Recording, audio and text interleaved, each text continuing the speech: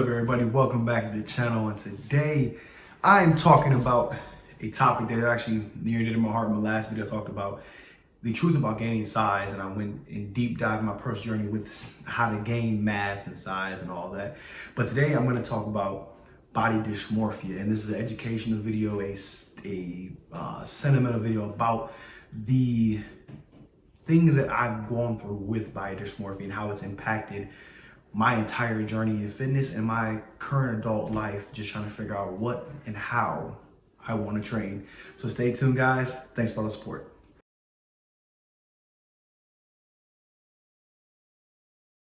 Okay, so let's dive right in. So body dysmorphia, it is a thing that I feel like it's not talked about enough. I know Will Tennyson did a video on it and a couple of people, but body dysmorphia is, I feel like, something that's plaguing the fitness industry. Social media has not helped at all with it, and I feel like a lot of people suffer from it. I have had an issue with body dysmorphia for years now, just because of, things that happened when I was a child, to my personal perception, and I'm gonna get into that in a second, but I just want to cover that and just say that overall, I do feel like people need to understand that it's something to talk about more and brought to the conscious aspect of today, and people need to get more in depth with it. So what I mean by body dysmorphia is if you look in the mirror in layman's terms and you see something that everybody else doesn't see. For example, if you're super shredded, have a six-pack, and you think, oh man, I'm a little flabby on my obliques, or my biceps aren't as big, or my chest isn't as fine. But your girlfriend, your mom, your dad, your sister, your cousin, everybody sees that you are a walking specimen, but you can't. That's an example of body dysmorphia, okay? And it can be severe to the point people will do things to their bodies just so they can achieve some sort of unattainable goal mentally. And it's something that, again, social media has brought upon this society. I mean, you can go on Instagram and swipe up and see someone who's beyond a goddess, beyond an Adonis, and you're like, whoa, I want to look like that. I want to be like that. I want to have that type of reception, all the likes, the love, and everything. But at the end of the day, like, you're chasing a false goal because you don't know the process behind it. You don't know the effort behind that look. You don't know if it's achievable for your body type or your DNA. You don't know that. You just are seeing something and are desiring it, which isn't bad, but at the same time, you have to be real with yourself.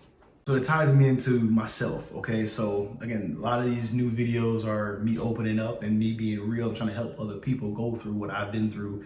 And body dysmorphia, I got bullied a lot as a kid for being a heavier set kid. I was, I haven't been under 200 pounds since the 5th grade. So I've always been a heavier guy, especially as a kid growing up, and got teased for, wore the big baggy jeans, the big sweatpants, big shirts, stuff like that. Because I was a bigger kid and I wanted to hide that.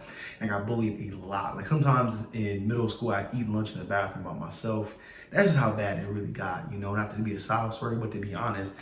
And luckily for me, I found football as an outlet, and you guys who play football know it's a great outlet for yourself, as far as for mental, for physical, and all those other attributes, building bonds, learning how to break ice, talk to other children your age. It's great for that. So that kind of was my escape. And then when I got older, towards the end of my senior year of high school, I found out fitness in the gym. I can change my body, how it looks, by just doing these weights. And for me, that was an eye-opener, and it really changed my perception of what I can do with my body. Like, I looked at it like this is a moldable piece of clay, and I can do exactly what I want to do with it. However, this is where stuff started to get complicated. It was really towards the beginning of my 20s, and how my unhealthy perception of my own body started really, really taking hold. And growing up, I idolized people like Ryan Reynolds, Ryan Gosling, The Rock, guys like that with physiques that are great. So of course, being a heavier kid, I wanted to have that. I wanted to have a six-pack. I wanted to be shredded. And my uncle, who was a bodybuilder in the 80s, seeing a picture of him, like, man, this guy was insanely jacked. And I'm like, oh, I want to do that. So having those parameters around me really pushed me into that portion. Like, I wanted to be that way. I want to look like that. So in my early 20s, I thought, okay, if I just eat and train a certain way, I can look like that. So I started doing the Hollywood diet, right? I started to do it. I started to eat chicken breast, broccoli, and rice. I started to do the protein shake twice a day, keeping my calories about 2,000 a day. And I was going freaking insane. And to be honest, like, I always was unsatisfied with what I saw in the mirror. Other people, oh, you're lean, you're in shape, you look great, you know, you're in best shape. In my head, and what I saw was too flabby, not enough muscle, wasn't defined enough, holding too much water. Those are things that popped in my head, and you know, or like I wore certain shirts, I hated wearing so like even to this day, right? I don't like shirts that are too tight on me. I get 2XLs. I don't like those kind of shirts, especially on the midsection. And it's just something I'm trying to grow out of. Heck, I don't even like sometimes taking my shirt off at the pool still. And I'm almost 30 years old. That's just from years of, again, body dysmorphia, having this perception of what I should look like rather than understanding what I look like, right? And that's crazy to think about, but it's very, very true and something I still deal with to this day. But as I digress, let's get back into the topic of, you know, so I started diet that way, and I started to train like a maniac. I started to do high amounts of cardio, high volume training. And again, I got lean. I mean, I was about 225, 235, between that range in my early 20s, mid 20s. I was, you know, really lean. You know, some definition. I wasn't, you know, sub 10%. I probably was 20%, probably. I feel like I, you know, looking back, I feel like I look good, you know, but was I healthy physically and mentally? No. I mean, there'd be days I was hungry, but I wouldn't eat for 2-3 hours because that wasn't what the diet permitted. There'd be times where I'd be out with friends and I wouldn't order anything but just drink water because I couldn't do past a certain time. Or every time my stomach hurt because I would take 2 scoops of protein and I would drink it, but I had to get my protein in some miraculous way that's gonna make me, you know, cut instantly, right? Or maybe gain instantly. But in my brain and in the mirror, I'm like, all right, I wanna look like this, I have to do this. And a big obsession for me was trying to look like Dwayne Johnson. I'm not gonna lie, trying to look like The Rock. That was a big obsession for me in my early 20s. And it was something I tried to emulate and I tried to really copy. Like the Hercules program, man, I must have ran through that 1,000 times thinking I was gonna look like that. Never got the results I did. And the diet, I must have tried that diet 1,000 times. Couldn't even finish half of the dang meals throughout the day, or couldn't even afford them, right, on the budget I was on. So those type of things I was willing to go through just to look a certain way for a temporary set of gratification. And it kind of bruised me along the way to where I got to the point of when I did start gaining weight back, I was like, man, I hate the way I look. I genuinely don't like the way I look. Like to the point where I would question like, you know, attractiveness. Like, isn't like, for example, like my wife, is she attracted to me now? Because I wouldn't be attracted to me. So those are things that I would tell myself, all because of what I saw in the mirror wasn't reflecting what, you know, I thought was a good standard for myself. Now we're gonna fast forward to now. And honestly, you know, if I'm gonna talk to people directly or going through this, right now in my life, I probably am the most, I would say, welcoming of my physique now. I don't look at myself in the mirror disgusted. And like, honestly, and I thank my wife for a lot of it because, you know, her motto is, if you don't like something, change it. And that's a big thing for me is if I don't like it, I'm gonna change it. If I don't like the way I feel, I'm gonna change it. Or how food's making me feel, I'm gonna stop eating it, stuff like that. So, you know, my training programs have changed over the years. Like I've stopped doing more bodybuilding, bro splits, and doing more full body type stuff.